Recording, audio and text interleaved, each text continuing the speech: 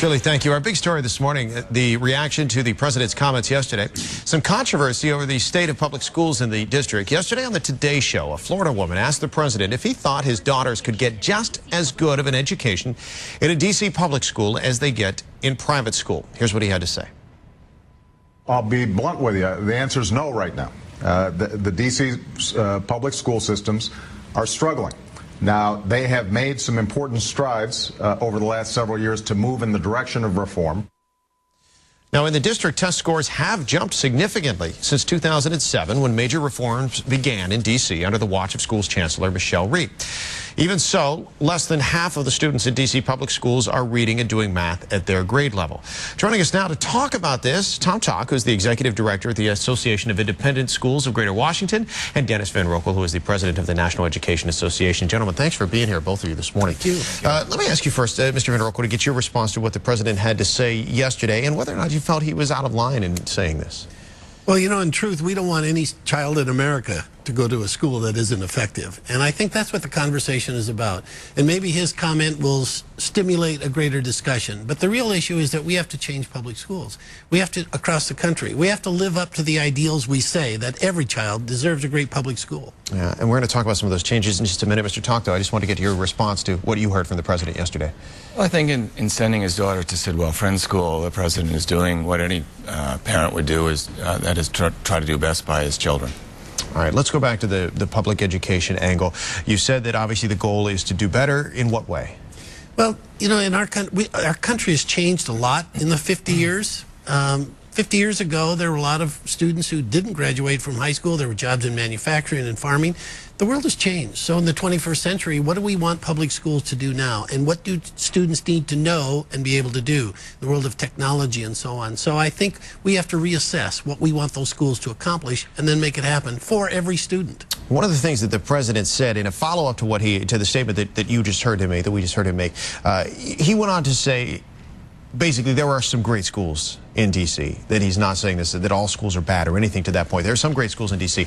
And we had this discussion earlier in saying that in many urban districts and suburban districts for that matter, there may be some great schools, but then there may be some schools that may be falling a bit behind.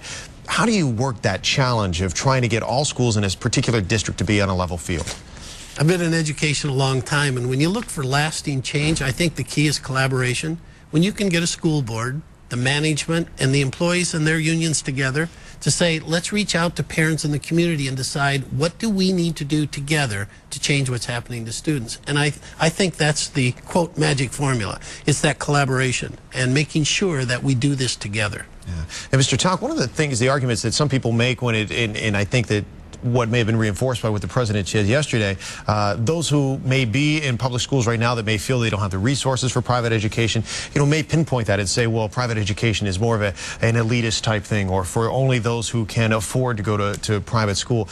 Is there a way to either make private school more available to more people, or is there a way to, I guess, justify, you know, the rationale behind it at this point? Sure. Well, in the Washington, D.C. area, there are many different types of independent or private schools. Some don't charge any tuition. Some provide the best education money can buy.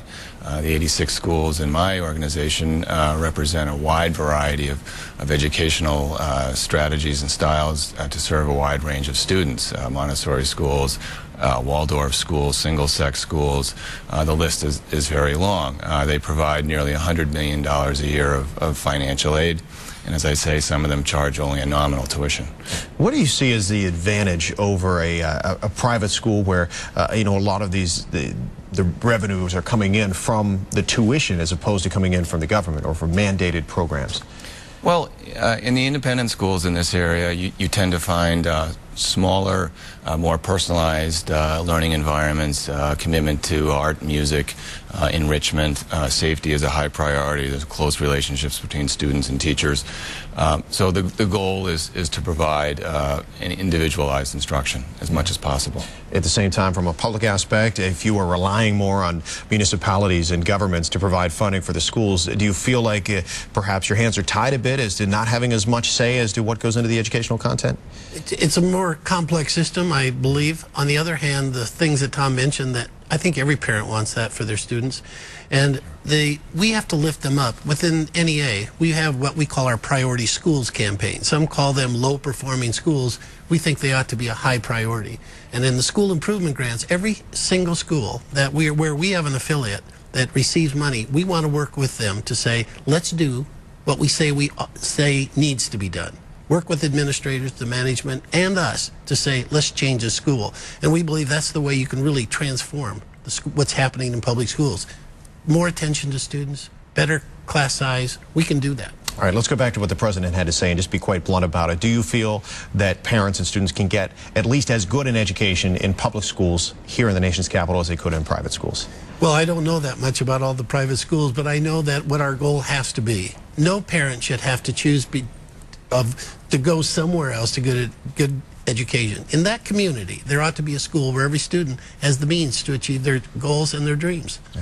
Do you find when you look at the enrollment of students and what parents are looking for their students in private schools, do you find that a lot of them, or a higher percentage of them, are enrolling in the private schools simply because they don't believe the education quality is as good in public schools? Or do you find that it's more because there's some specialty that's available in the private schools that's not available in the public sector? That's a great question. I think it's a combination, but typically we find that parents are trying to serve the individual needs of their students. Every child is different, and the fact that in the Washington area, in the private schools, in the charter school sector, and in the public school realm, there are many choices, many options, and that's a great gift to parents in this region. Yeah. As far as you see it, as to getting better, getting to a higher level, I'm sure this is an ongoing battle for both private and public education, because the needs are obviously for the students and you want them to be the best. Any specific targets, I guess, as far as public education when we look down the road, as far as what we want to achieve in the near future? Well, what I mentioned, I think the administration's focus on the lowest performing 5% of schools, I think that's a good focus. We need to change that. The status quo is just not acceptable. For the last 25 years, we've only graduated in this country about 75%, and we have to change that.